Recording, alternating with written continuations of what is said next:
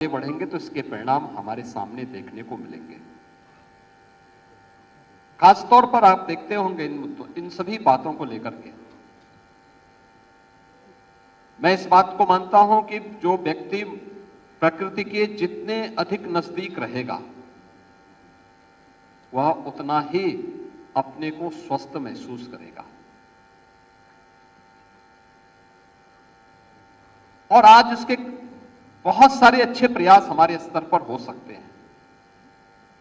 कैसे हम इन कार्यक्रमों को आगे बढ़ा सकते हैं और इन कार्यक्रमों को लेकर के ही उत्तर प्रदेश का जो हमारा बायोडायवर्सिटी बोर्ड है उसने भी इन चीजों को लेकर के एक नए अभियान को आगे बढ़ाने के कार्यक्रम को जिसे लेकर के आज नेशनल सेमिनार भी यहां पर आयोजित किया गया है, जिसके बाद जिसका विजन ही इस बात को लेकर के है कि हम लोग इस अवसर पर एक harmony with nature and sustainable development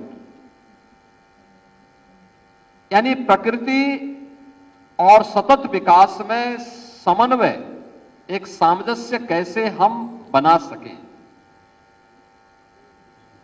आप देख रहे होंगे यानी हमें प्रकृति के साथ, पर्यावरण केवल मनुष्य नहीं है, जीव नहीं है, जीव जंतु और वहां की भौगोलिक और स्थानीय पारिस्थितिकी, इन सब को मिलाकर के जो एक उस वहां की जो एक वातावरण बनता है वो अपने आप में पर्यावरण कहलाता है। यानी प्रकृति और पुरुष का एक समन्वित जो रूप है वही पर्यावरण है। लेकिन उसमें समन्वय बनाने का काम किस रूप में हो सकता है? आज हम लोग देखते हैं हर कार्य के लिए हम लोग सरकार पर निर्भर होते हैं। आप याद करिए पहले प्राचीन समय में हम लोग इस बात को देखते थे हर गांव में, और ये राजस्व संहिता का हिस्सा भी होता था। हर गांव में खलिहान की भूमि होती थी, लोग खेतों में आग नहीं लगाते थे।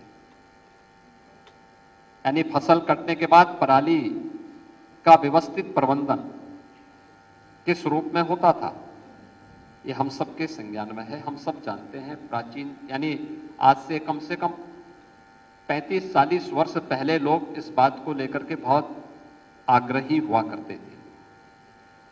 गांव में खाद का गड्ढा भी एक होता था जिसकी नौयत चेंज नहीं होती थी। खाद का गड्ढा है तो खाद का गड्ढा है। गांव का जितना भी सॉलिड वेस्ट होता था उसको लोग वहां खाद के गड्ढे में डालते थे और फिर साल भर में जब कंपोस्ट होता था फिर उसको वहां से निकाल करके अपने खेतों में उसको डाल देते थे। कंपोस्ट के रूप में गांव के अपने खेत में किसान उसका उपयोग करता था, गांव के लोग अपने खेतों में करते थे। अगली बार के लिए गड्ढा तैयार हो जाता था। हर गांव में तालाब होता था।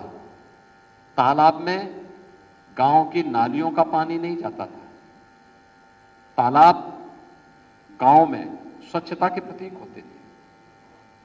लोग उस जल को ग्रहण भी करते थे। बाहर का तालाब होता था तो गाय भैंस से भी उसका पानी पीते थे, लोग कपड़ा भी धो लेते थे। समय परिवर्तन जैसे जैसे सुविधा बढ़ती गई हमने गांव के खाद के गड्ढे को भी कब्जा करवा दिया। खलिहान की भूमि पे कब्जा हो गया, गौचर भूमि पे भी कब्जा हो गया और गांव के तालाब को हम लोगों ने गांव के ड्रेनेज को उड़ेलने का एक माध्यम बना दिया। इसने नई नई बीमारियां भी दी हैं। तमाम प्रकार की नई बीमारियां, इंसेफ्लाइटिस वहीं से शुरू होता है। मच्छर होंगे तो उस मच्छर से मलेरिया भी फैलेगा,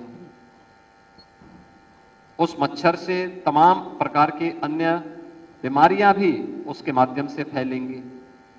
यानी स्वयं मनुष्य के द्वारा अपने स्वयं के स्वार्थ के लिए जो रणनीति अपनाई गई वो स्वयं उसके लिए कैसे आत्मघाती सिद्ध हो रही है ये आप देख सकते हैं। और इसीलिए आज हम इन बातों पर जरूर विचार करें कि क्या हर कार्य के लिए सरकार पर ही निर्भर रह करके हम कर सकते थे। पहले गांव तो आत्मनिर्भर हुआ करते थे। राष्ट्रपिता महात्मा गांधी ने ग्राम स्वराज की बात की।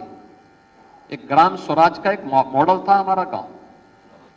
विवाद नहीं थे, गांव के लोग मिल बैठ करके पंचायत पंच परमेश्वर के सामने उन समस्याओं का समाधान करते थे।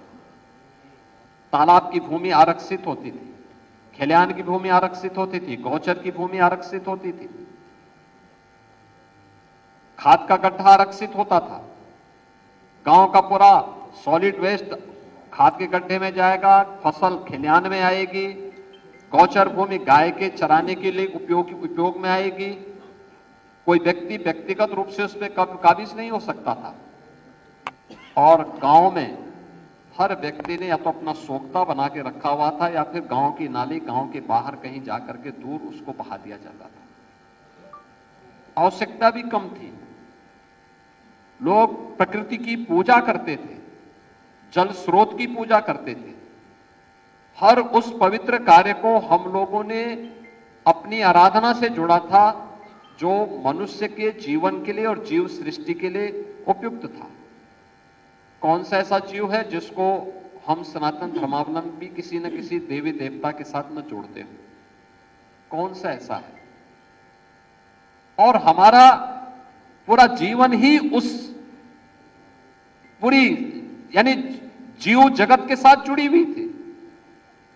हमने पेड़ों की भी पूजा की है, उनके साथ भी हमारी ऋषि परंपरा ने तो हमें यही बात कही कि पीपल को नहीं काटना चाहिए, बरगद को नहीं काटना चाहिए। पीपल में किसी देवता का वास बता दिया, बरगद में किसी का वास बता दिया, नीम आम अन्य सभी में किसी न किसी का वास, यहां तक कि दूबा में भी बता दिया, उसकी भी पूजा करनी है। यानी पूजा किसकी? जिसका हम संरक्षण कर सकें। यह भी बता दिया कि पहला जो ग्रास है वो गाय का होगा, अंतिम ग्रास होगा कुत्ते का। मुझे बचपन की याद है, अगर घर में कभी बरसात के समय चींटियां निकलती थी तो घर के बड़े बुजुर्ग क्या कहते थे? ये देखो चीनी और आटा मिलाकर के इसमें डाल दो, ये अपने आप चली जाएंगी। और हम आश्चर्य करते थे, जैसे ही चीनी और आटा थोड़ा सा वहां गिरा दिया, वे कुछ देर में सब गायब हो जाती थी, फैलती नहीं थी। आज अगर आप देखेंगे कहीं चींटी निकल गई तो लोग लेके आएंगे, कोई स्प्रे कर देंगे, उसको मार डालेंगे। पहले मारते नहीं थे, थोड़ा सा आटा और चीनी मिलाकर के वहां डाल देते थे, वो यानी कुछ ही मिनटों में सब उसको खा करके लेकर के गायब हो जाते थे। यानी समन्वय पहले था और उन सब के साथ मिलकर के जीवन चक्र